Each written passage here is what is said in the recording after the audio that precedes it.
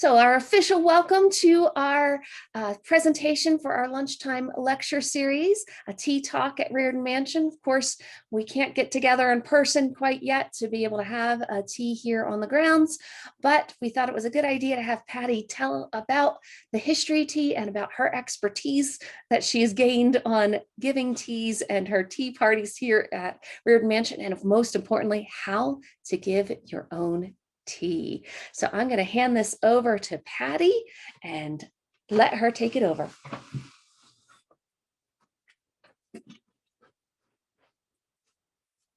Thank you, Nikki. And I'm Patty Buchanan, and welcome to Tea Talk at the Riordan Mansion. I'm going to talk about a little bit about the history of tea and different things all along the way.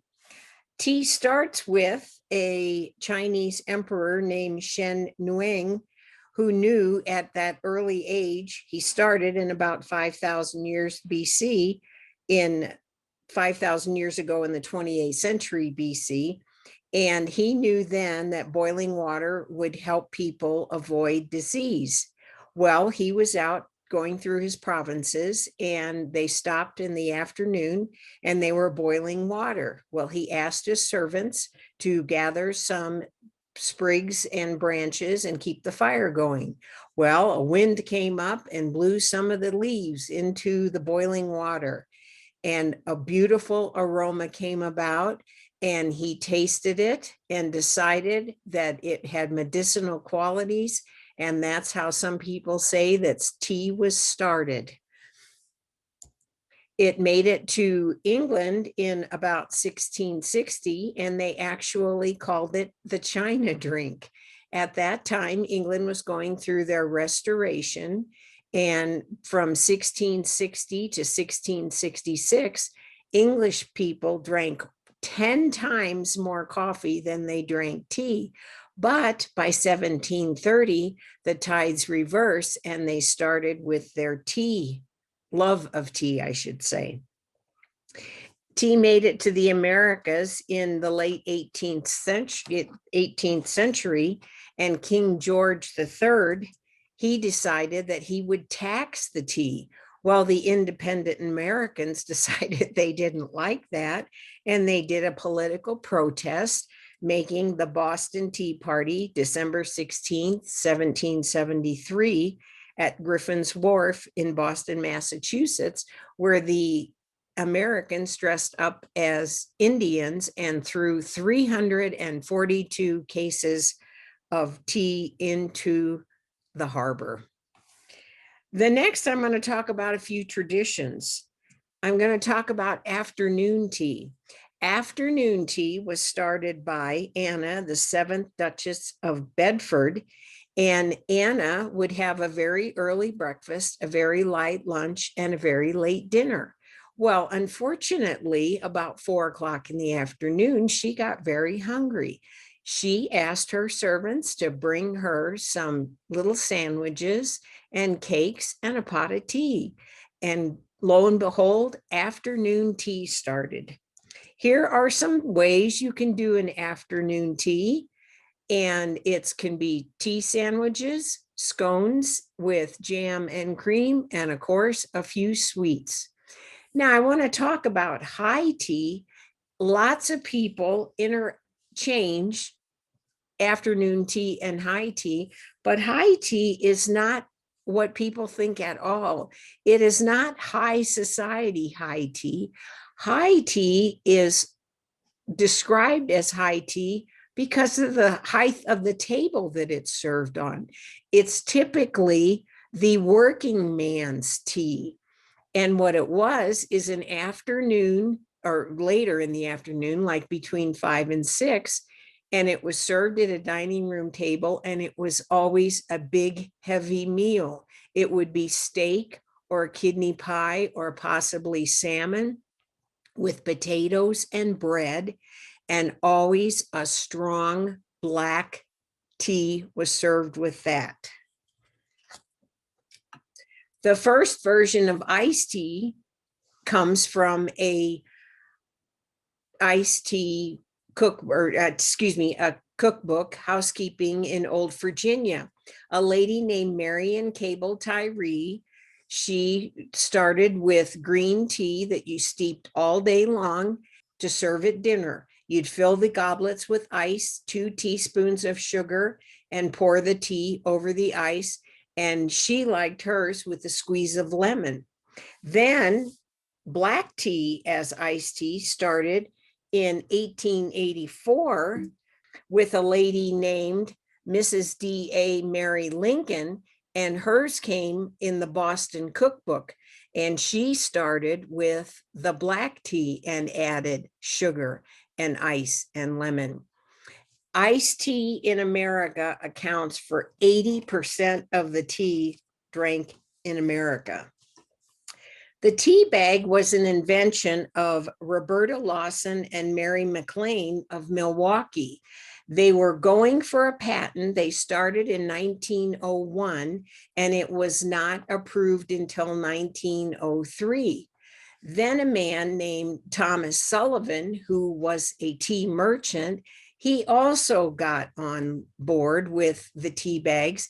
He sent samples of tea to his customers in little silk pouches. He thought they were just going to take the tea out of the pouches and put it in the teapots or teacups. Well, the people just started putting the whole silk tea bag right into the pot, and they thought that was what he wanted them to do. So Thomas Sullivan was very instrumental and successfully marketing tea bags. And you can see on the screen the evolution of the different tea bags. The top 10 tea drinking countries in the world are Turkey, Ireland, United Kingdom, Iran, Russia, Morocco, New Zealand, Egypt, Poland, and Japan. Selecting your tea. Tea is personal preference. There's no right or wrong, good or bad. It's totally personal preference. I like to tell people who like Coke don't drink Pepsi. People who like Budweiser don't drink Coors. People who like mayonnaise don't use Miracle Whip. It's personal preference, and there's no right or wrong. People want to know the difference between a tea bag and loose tea. Again, it's just personal preference. With loose tea, there's a little more effort with the cleanup and then with a tea bag, but there is no right or wrong way to do it. Try different teas, and eventually you will start figuring out what your favorites are, and that's what you will use.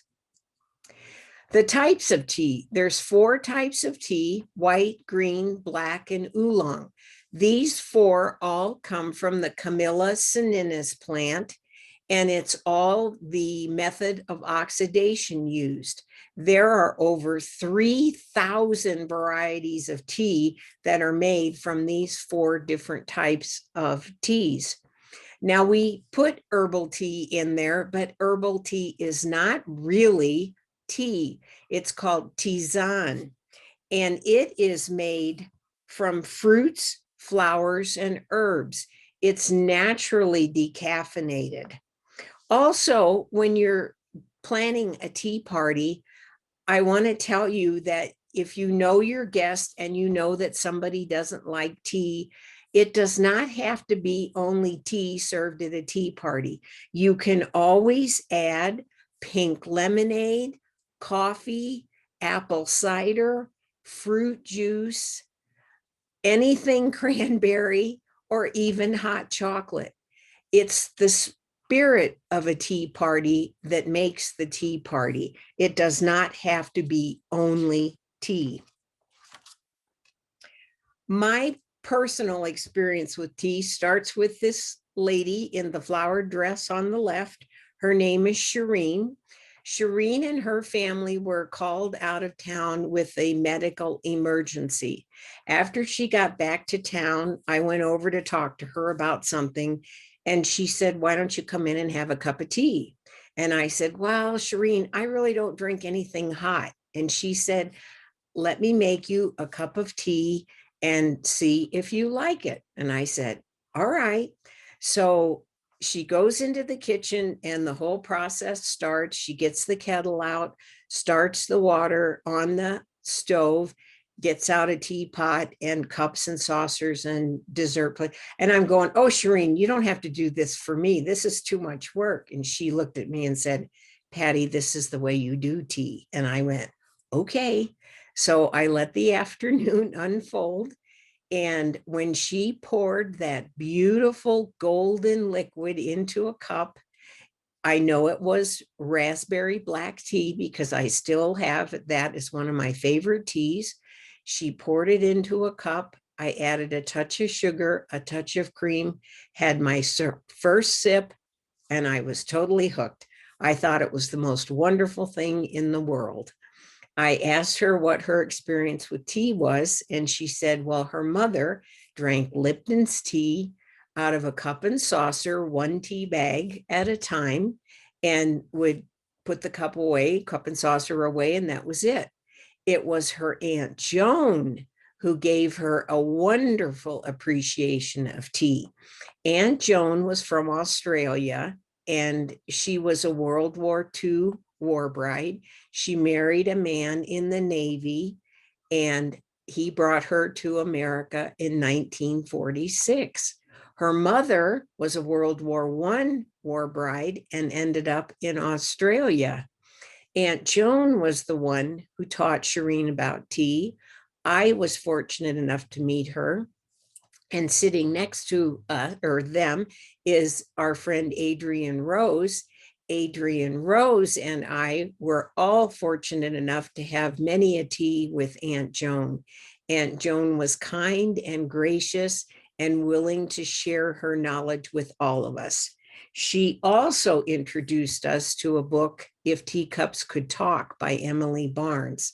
Now, there are thousands upon thousands of books out there about tea. This just happens to be my personal favorite. It has wonderful recipes in it. It has wonderful tea stories, and it helps us all to make a better tea. In the year 2000, I went back to St. Louis for a family reunion, and I had a very dear great aunt and uncle. I wanted to take them to the Ritz-Carlton for tea. Of course, it was a high tea, which was the wrong description. It was an afternoon tea. But what was interesting to me is my uncle was much more relaxed about it than my aunt was. He literally just sat back in the chair and let our afternoon begin. He offered several times to pay for it, and I said, absolutely not. This is my treat to you. And they enjoyed it immensely. When we got home, my uncle said, I really like my two neighbors. Can you do a tea for them? And I said, absolutely. So I did the same thing from the Emily Barnes book.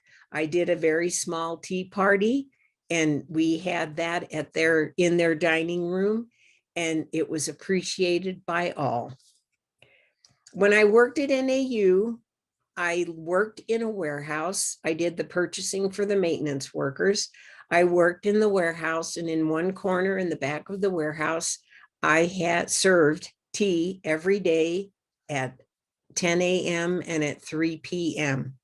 The first thing I immediately learned about serving tea to men was the fact that you had to have teacups that they could get their fingers into. Well, that was a very easy solution, and I replaced some, and there was lots of men that joined me and lots of different women. It was appreciated by all, and they all enjoyed it very much. I also had a no shop talk at tea, and if they did talk work, I had a glass dish with a glass cover, and they had to put a quarter inside the dish, and I never got much money. So then the bottom tea is a friend of mine who came up from Phoenix. She, her husband, and their daughter. I asked if they'd like to have tea, and of course they said yes. So I served them tea, and on their way back to Phoenix, they stopped at an antique store. They bought 3 teacups, a teapot, and a sugar and creamer. And this was the first week they had got back into town, and she sent me that picture. So that's what I'm saying. You never know how it's going to affect somebody. How I became involved with tea at the Riordan Mansion, December of 2014, I took a Christmas tour of the Riordan Mansion given by Adrienne Rose. And before I left the Riordan, I joined the Arizona Historical Society, and I made a commitment to myself that I was going to learn the information and give tours at the Riordan Mansion. So May of 2015 was my first tour, and I was giving tours all along. And how I became involved with the tea parties is Nikki, our park manager, was in the visitor center talking to two other volunteers. They were talking about doing tea at the Riordan. And Adrienne said, "Oh, if you're having tea at the Riordan, you need to have Patty Buchanan." And as they say, the rest is history. And that's how we have been giving tea at the Riordan Mansion. Our first tea was Mother's Day, May 17th.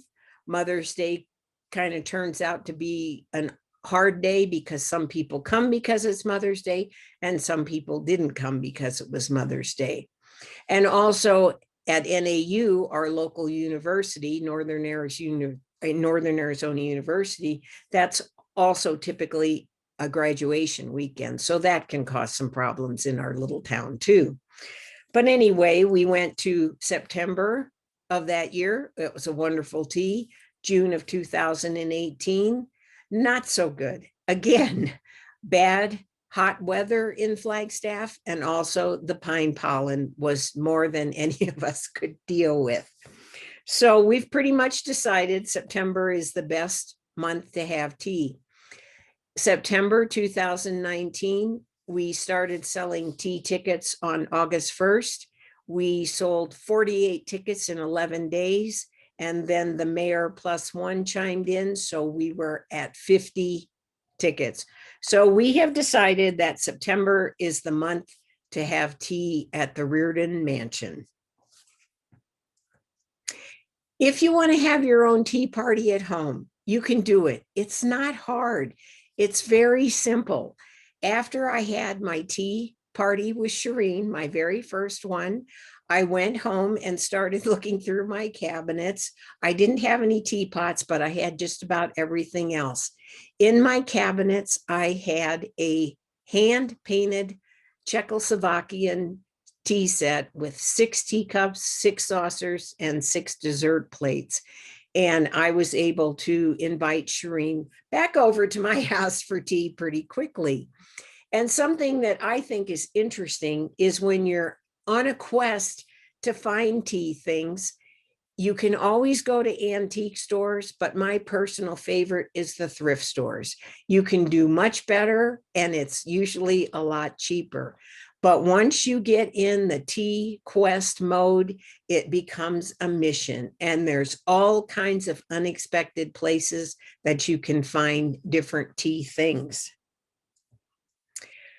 When you're having tea at home, this is kind of a list of what you can have. The most important thing, which I always express to people, is you just need to be prepared. And you can always make it a little special by using linens and doilies. Music is always wonderful. And of course, candles always add a nice touch to a tea party. And something that we have discovered is taking it up to another level with a teapot warmer, which I will explain that when we're actually going to go into the East House dining room of the Riordan Mansion, and I'm going to show you some other great things about tea. The teapot warmer is one of the greatest inventions in the world. You don't ever want to use a scented candle in a warmer. You just want to use an unscented because you don't want the aroma of the candle to interrupt the fragrance of the tea. And you also don't want to set your empty pot on the warmer because it'll crack. It's too hot for it. But these are just some of the things you need. And now we're going to go into the Riordan, and I'm going to talk there with you. That has to get ready. Another great idea from the Emily Barnes If Teacups Could Talk book is the spontaneous tea. You just need to be aware that you need a few things on hand at your home to have a spontaneous tea. You can use cheese, crackers, a little bit of meat. You can always have chocolate and cookies. You can actually use anything that you have in your home. Fresh fruit also works well with teas. I've even served peanuts and cashews. There's no set rules with anything. Nothing has to match, and you can have whatever you want to serve. I personally pick some meat and cheese, which you can have in your freezer. This freezes wonderfully. We have some chocolates and some cookies. It's nice to get a nice quality cookie along with the meat and cheese. You can have crackers, but it doesn't have to be anything. It can be specifically, it just can be anything that you already have in your home. Or what happened with me is I got the knowledge to always have something on hand to have tea. Today, my friend Susie is joining me. I'm going to let her pick which teacup she wants to use. Also, when you're at home with tea, fresh flowers is a nice touch, and always have some background music. It makes it that much nicer. Now we're going to enjoy a nice cup of tea and our friendship. Okay, I want to talk to you now about another interesting creation with the Emily Barnes book, and it's a travel tea basket. If you have a friend who maybe is not feeling well, or maybe a friend who just needs a pick-me-up, you might want to go share a tea with them. If you have an older person who's not getting around like they used to, maybe you just want to go spend some time with them. The traveling tea basket Emily has, I will tell you later, is made for two. Mine's made for more because I usually have a few more people. You can always take your fresh stuff, your different meats and cheeses and crackers with you, but let's talk about the traveling tea basket.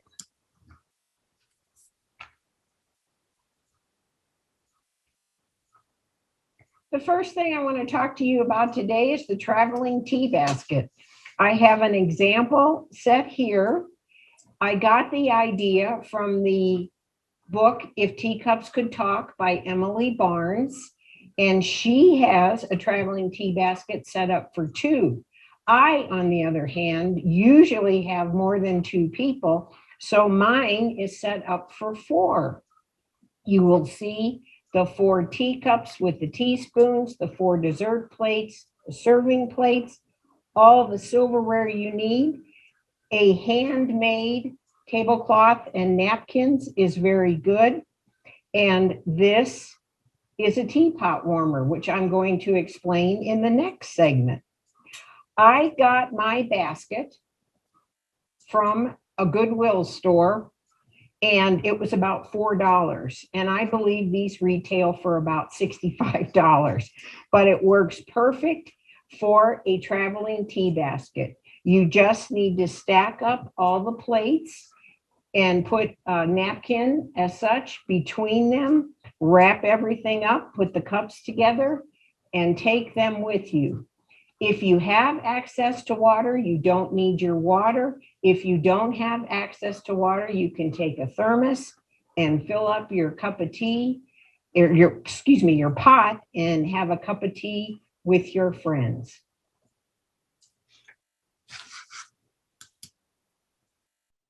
Okay, and then next one we're going to talk about is the tips for choosing warmers, teapots, and cups.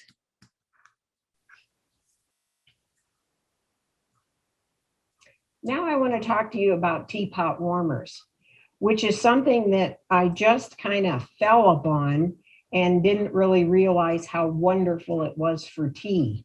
If you don't have a warmer, you can use what they call a tea cozy.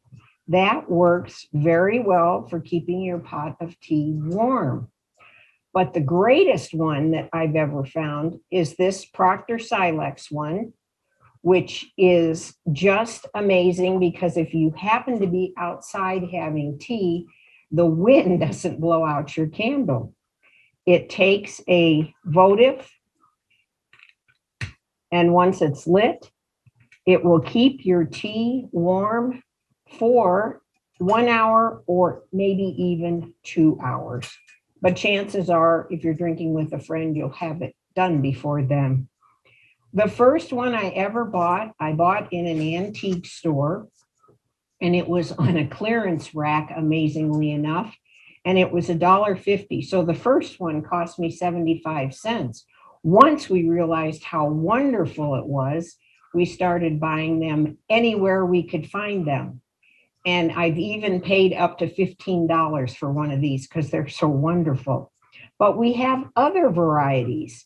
This is a beautiful little stainless steel one that works very well. This is a ceramic one from Holland that also works very well. This is the one that I carry in my tea basket, and it also works very well. The best thing about them is you can sit down and enjoy your cup of tea, and you don't have to rush because you're afraid that the tea will get cold before you finish it. One thing I learned right off about teacups is the configuration of the handles. They are not all what they are made up to be. These are very beautiful, very nice. They are not very practical, especially if you have small children at your tea or possibly a man. A man would have a very hard time trying to maneuver that handle. If you have children or men coming to your tea, these sorts of handles work much better. And I just say that you should know your guests and be aware of their needs. I also want to show you a bad pouring teapot. I have one here. It's perfectly cute. It's very cute with the bunnies on it. It's very seasonal, but it's not a good pourer. I'm not saying don't get them. I'm saying be aware that if you're pouring this for a friend or friends, you have to be careful because it's going to drip right out the spout. So just be careful and have a cloth ready to catch the drips.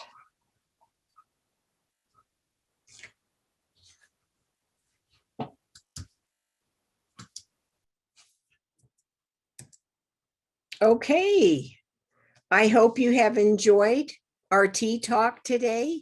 We are keeping our fingers crossed that the Riordan Mansion will be open for September tea. We'll just have to wait and see.